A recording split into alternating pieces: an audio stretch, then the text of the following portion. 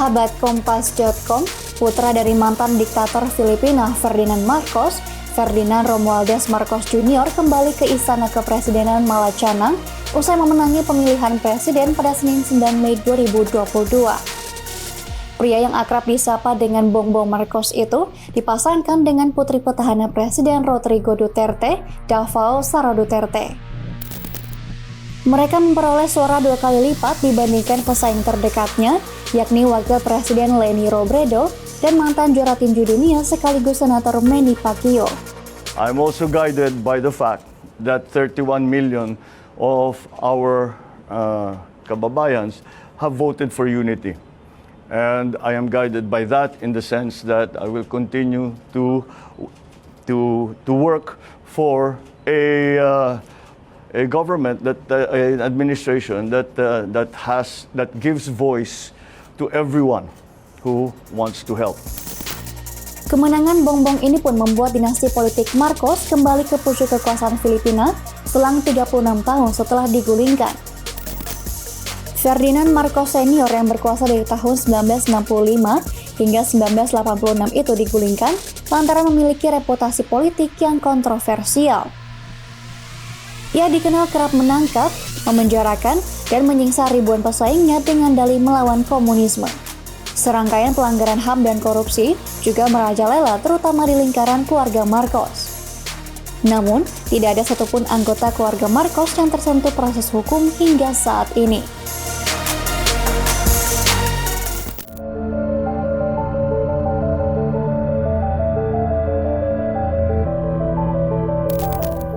Kontroversi Bongbong ini pun membuat kemenangannya menuai kekecewaan dari sejumlah pihak, terutama dari pendukung dinasti Aquino atau yang dikenal sebagai musuh dinasti Marcos hingga aktivis HAM Filipina yang menjadi korban di rezim Ferdinand.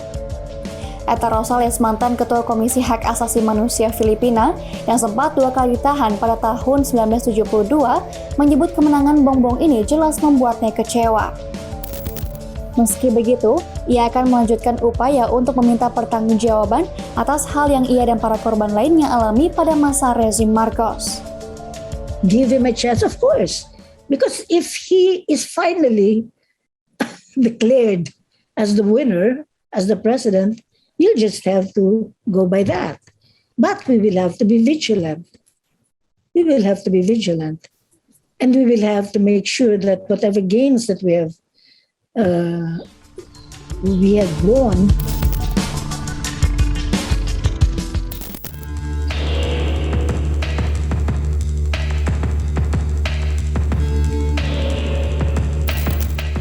Tak hanya menuai sorotan dari masyarakat Filipina, kemenangan Ferdinand Marcos Jr. ini juga menuai sorotan dunia, termasuk China dan Amerika Serikat. Kemenangan Bongbong Marcos ini dipandang bisa meningkatkan hubungan negara itu dengan China ketimbang sekutu lama Amerika Serikat. Pasalnya, klan Marcos yang memiliki hubungan lama dengan China tengah mencari kesepakatan baru dengan Xi Jinping atas investasi untuk agenda infrastruktur ambisiusnya.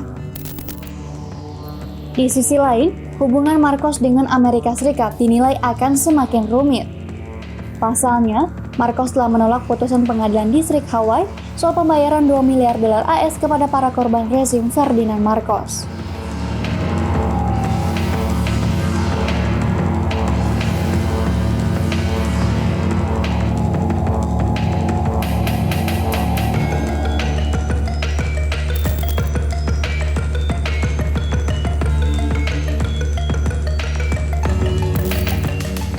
Di sisi lain, Bongbong tak menampik bahwa masih banyak warga yang trauma dengan kepemimpinan ayahnya. Namun demikian, ia meminta publik untuk tidak menilai dirinya dari masa lalu kelam keluarganya. Ia pun meminta masyarakat untuk menilai dirinya saat ini.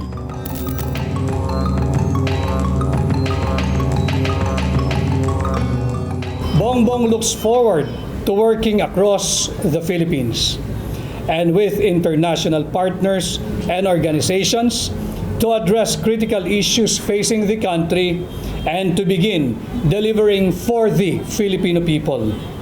To the world, he says, "Judge me not by my ancestors, but by my actions."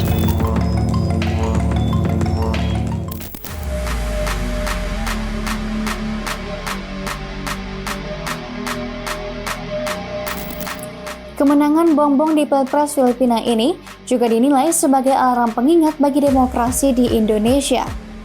Menurut Koordinator Indonesia Corruption Watch atau ICW Adnan Topan Husodo, masyarakat Indonesia kerap dimanipulasi oleh keyakinan tentang ketokohan yang dapat menyelesaikan persoalan. Adnan juga menyebut oligarki di Indonesia adalah persoalan yang tak bisa ditampik seperti halnya di Filipina. Ia juga mencontohkan bahwa reformasi di Indonesia hanya mampu menyingkirkan Soeharto dari kekuasaan. Namun dalam struktur ekonomi politik, Orde Baru masih mengakar hingga sekarang.